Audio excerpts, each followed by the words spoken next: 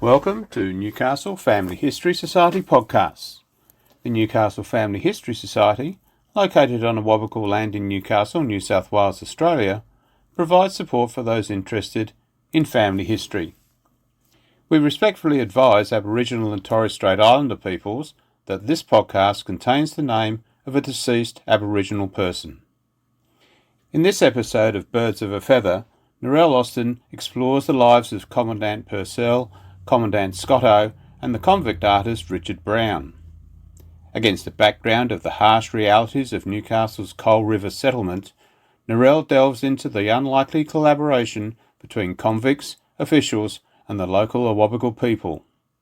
How, in this first decade, did this punishment outpost become a place of artistic, scientific and literary production?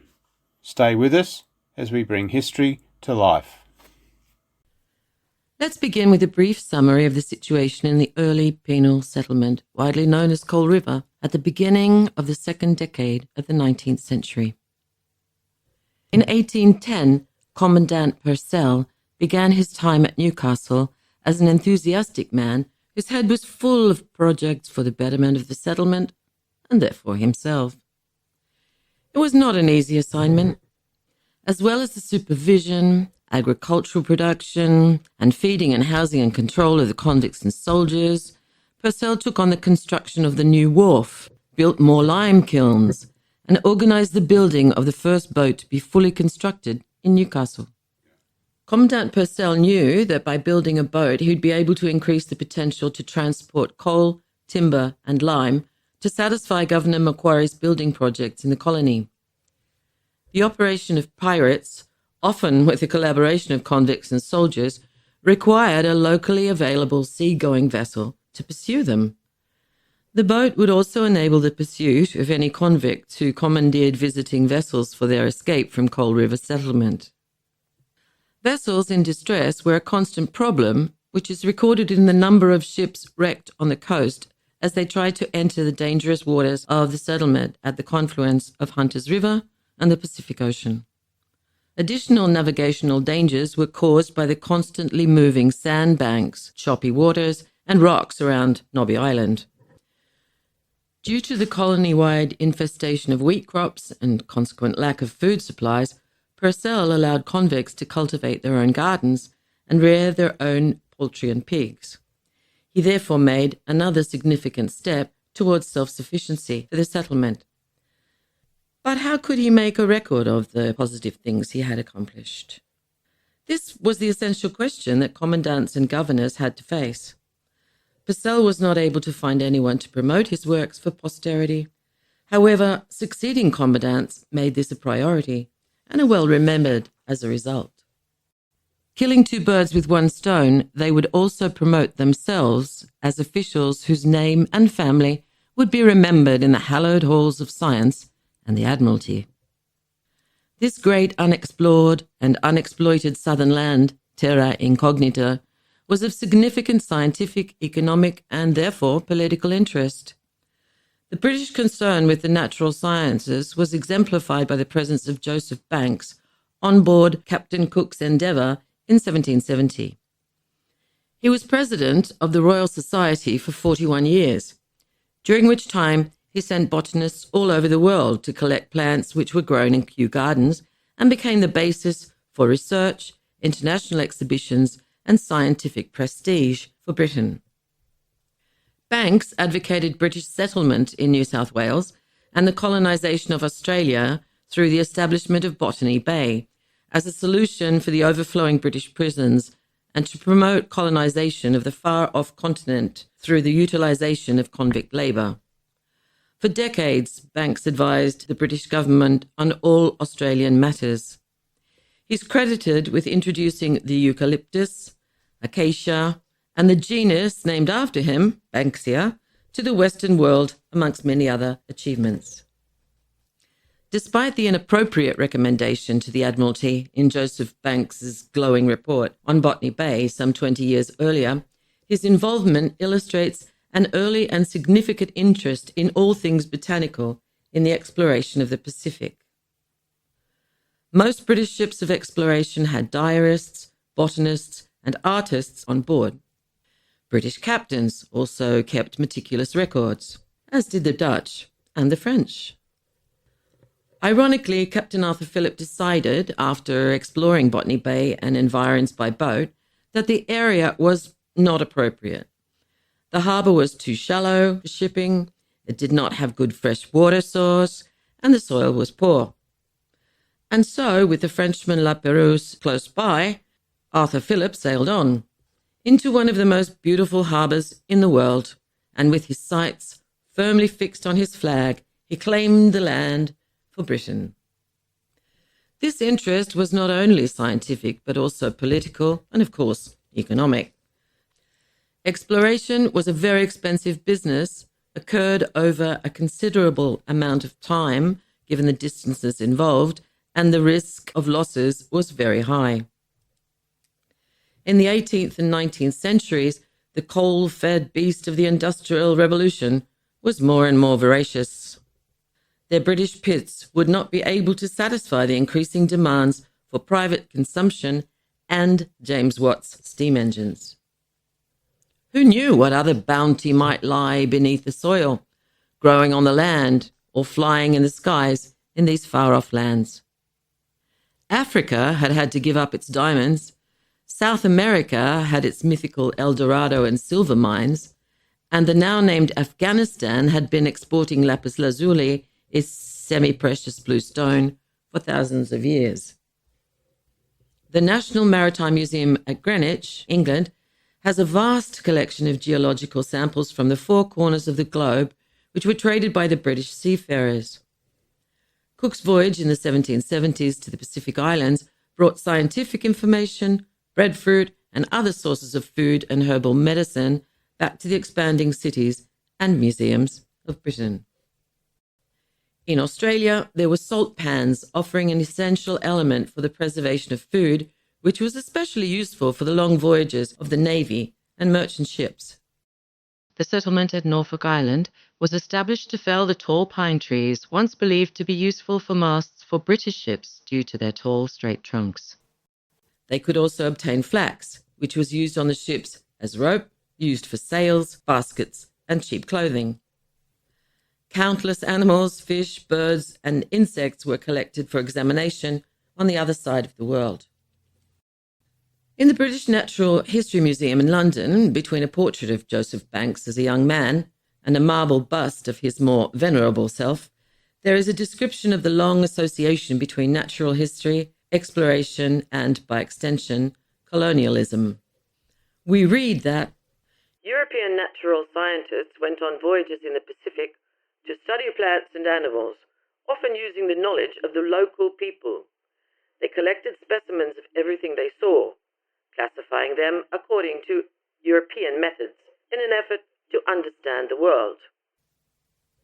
Given the fragile nature of the actual specimens, frequency of shipwrecks, and the tyranny of time and distance, how are the British to rely on physical samples for information about this unimaginable cornucopia?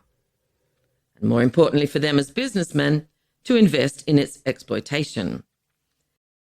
Here we return to the work of the literate elite, which included governors, officials, scientists, ministers, explorers, and free settlers.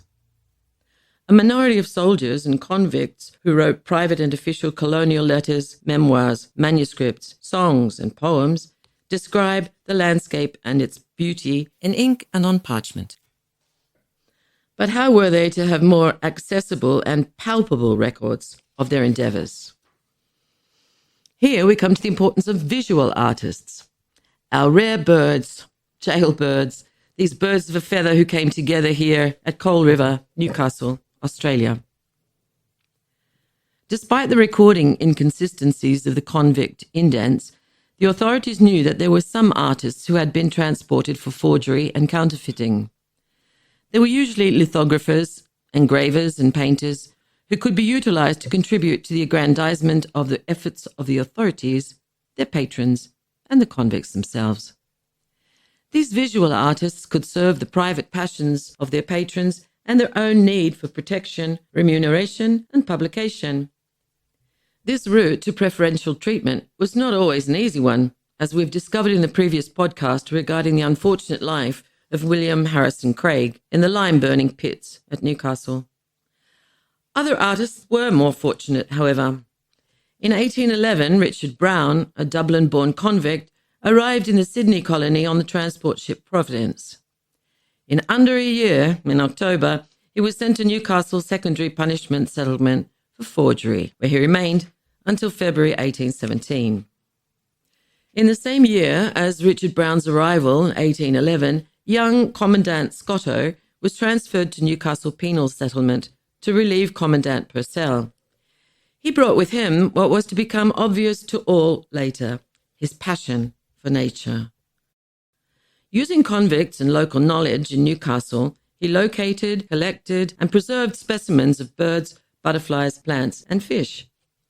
His aim was to produce visual evidence which could be appreciated by the Royal Academy and so induce other scientists, artists, and free settlers to come and explore the area.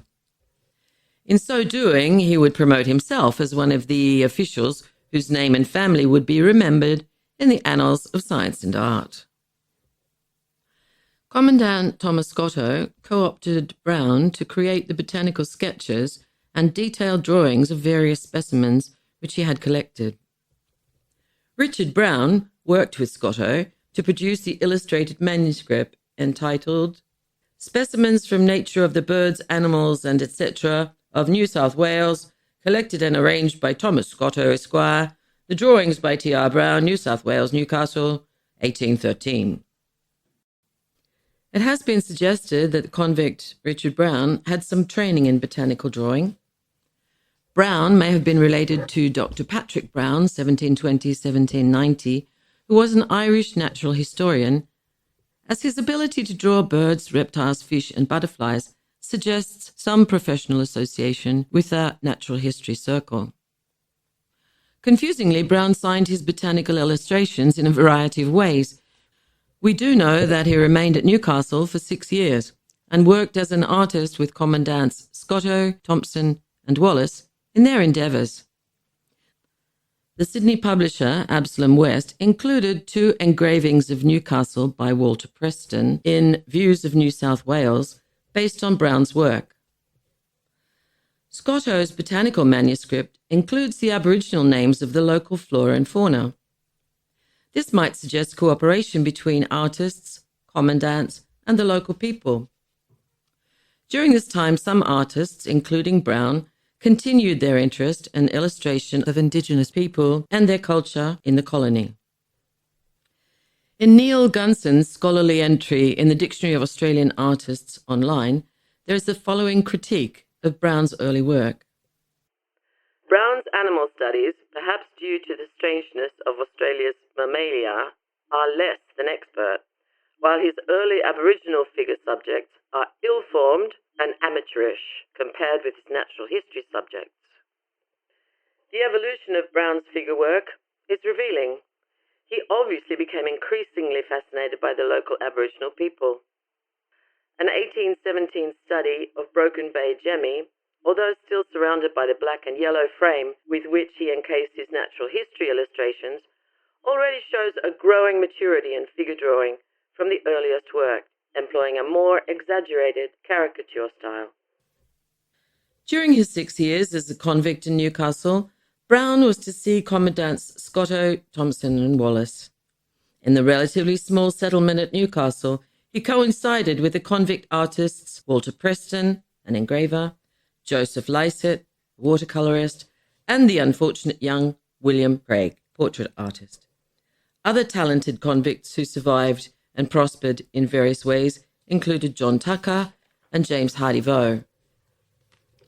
In the following podcasts, we will reveal the lives and works of convicts whose various skills and artistic achievements provide invaluable evidence of the presence of people and their cultural practices, the local landscape, and the architectural development of the early penal settlement in colonial Newcastle at a crucial time in our history.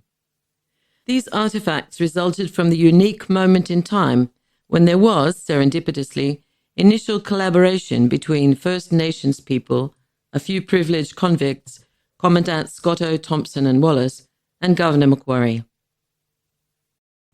That's it for this episode of Birds of a Feather. We've journeyed through the ambitions of commandants, the resilience of convict artists, and the early colonial fascination with natural history.